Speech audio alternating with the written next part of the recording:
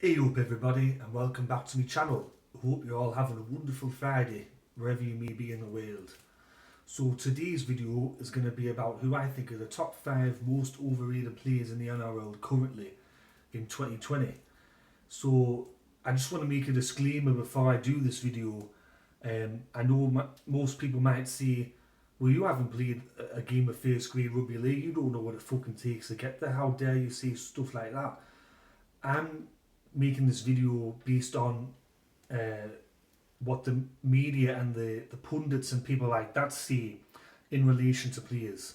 So obviously with the players I'm going to name, they were talented and good enough to make first grade, but I'm going solely off like a media pundit, what the journalists see in the paper, how they talk them up constantly and they don't deliver now. So it's got now to do about their ability. All these people that I'm going to mention obviously have some ability or had some ability to make it to first grade.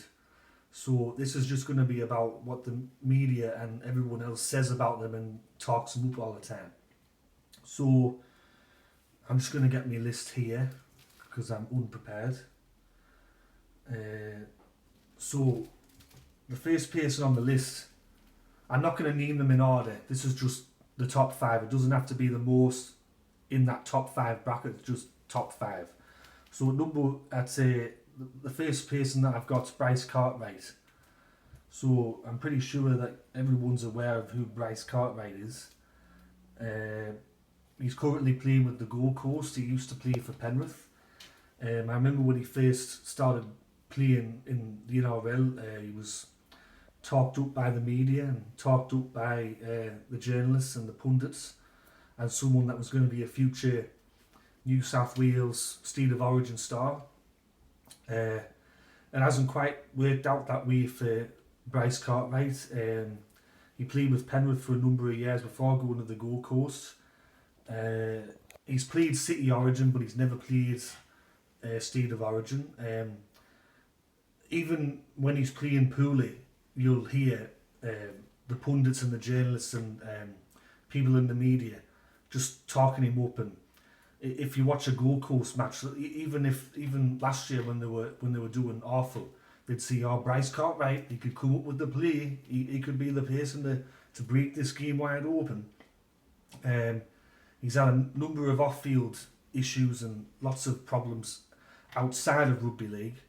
It says that he's currently on $600,000 a year, so he's almost on 3 times the average wage that someone would get in Australia.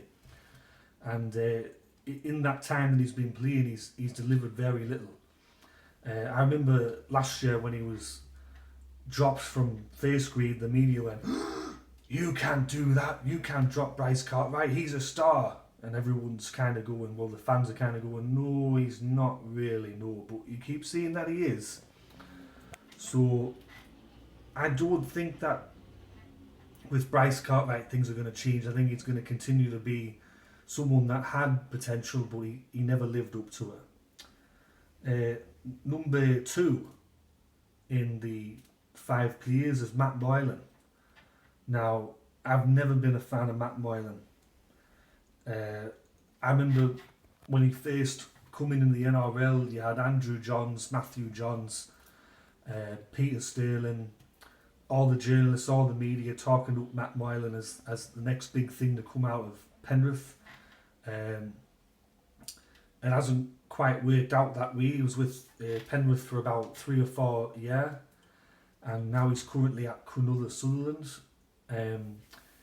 He's on $900,000 a year. $900,000 a year, and he's done very little. He's never played in the grand final, never won a premiership.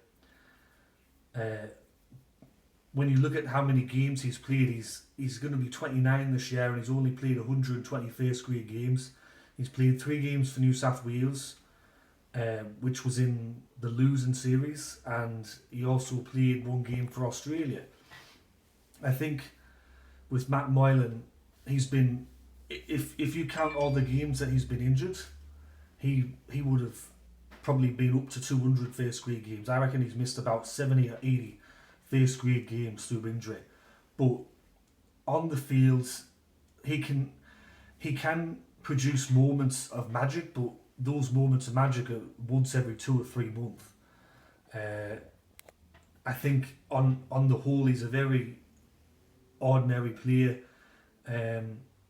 but even this year the media is still talking him up, going, "Oh, Canola's in for a tough start of the year because Matt Moylan's not there. He's one of the star players.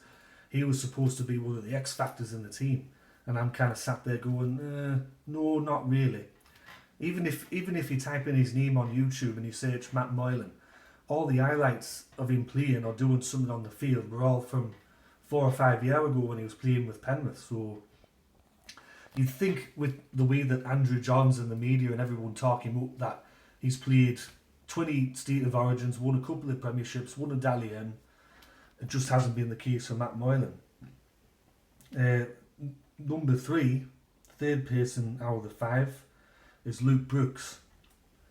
I remember watching him in his debut game, and when he come on, I think it was the last game of the year against St George, and everyone, including Andrew Johns, was saying this kid's got a future. He's going to be one of the greats. It's such a perfect start to his career. He ended up getting the man of the match in that game, and the future looked bright for the West Tigers after that debut game, because everyone went, "Oh, this person's going to lead us to glory" and all that. But it hasn't turned out that way. In 2014, it says that he was the Dally M Rookie of the Year, but after that, the thing with Luke Brooks is he's another player. He's got talent, but he's so inconsistent, and you just don't know what type of a player is going to show up on the day. Another thing about Luke Brooks that I was reading is that he currently holds the record for the most amount of NRL games played. This is in the NRL era, and hasn't played a finals game yet. He's up to well over 130 games he's played, but has never played in the finals match. I remember when the Big Four saga was going on, and there was Tedesco and Woods and Moses and Brooks, and they were trying to get him to stay and trying to negotiate. And you think, out of all the players that out of that Big Four, they got Luke Brooks. It's kind of like drawing the shortest straw, isn't it? And just the way that he's talked up by the media and by the journalists and stuff, but what he actually has done on the field, he's done very little for what is talked up about him. He's going to be 25, 26 this year, so he's halfway through his career, and he hasn't really done much. He hasn't really lived up to the hype, and he was predicted to be playing State of Origin and all that. He hasn't even looked close to being State of Origin worthy, and for that, I just think he's overrated. I just think he's a very overrated player. He's got some talent, but the way that they talk about him, he's not as good as what they make out. I've also got at number 4, I've got Josh Dugan. Now, Josh Dugan, he's been playing first grade, I think, this is about the 11th year that he's been playing first grade. And he's played for Australia, he's played for New South Wales, but he's always been injured. Ever since I can remember his name coming on the scene, he's been injured. I reckon he's the same as Matt Moylan. He's probably missed about 50 to 100 games of rugby league through injury. But he goes missing in games, and you just don't know what type of a player you're going to get with Josh Dugan. He's never been really that consistent. He's never played in the grand final. He's never won a Dally M. He's never really reached the pinnacle, I think.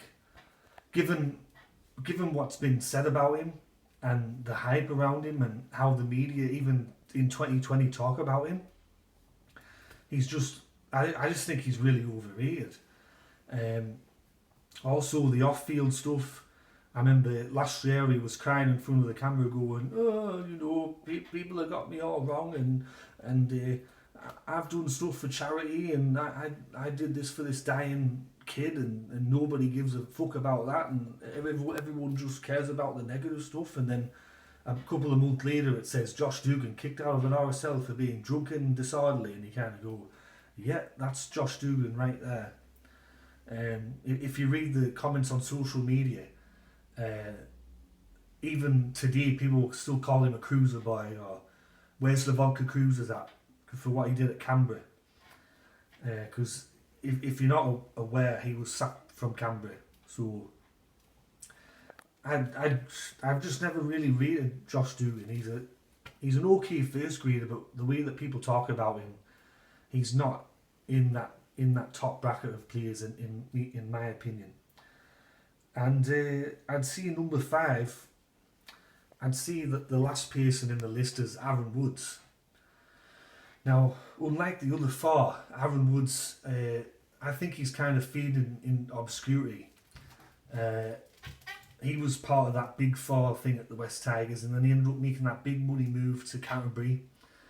He didn't play well there, and then because of the salary cap issues that the club had, they cut him, and he ended up going to Cronulla. I think over the last year or so, you don't really hear too much said about Aaron Woods anymore. I don't think you'll ever see him play State of Origin again. His last game for New South Wales was in 2017. He wasn't picked for 2018 or 2019. There's still sections of the media that still talk him up and see that he's a premier front rower and all that, but you just have to look at the comments online from fans and people that are not really paid to sway one way or the other, and just see it how it is. And you see stuff like Sharon Woods, and how's this person even a first grader?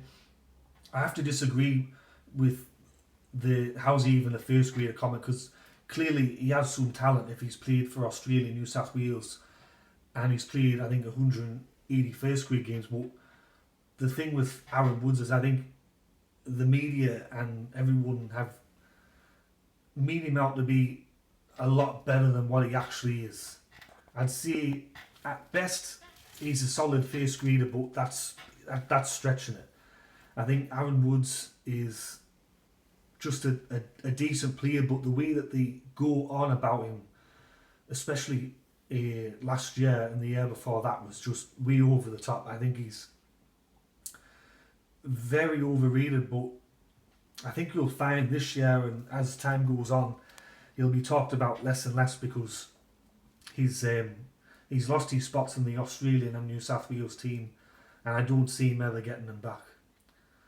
So that's the top 5 players that I think are the most overrated in the NRL currently. You might be wondering why I'm wearing a North Sydney shirt. Well, that's a story for another time.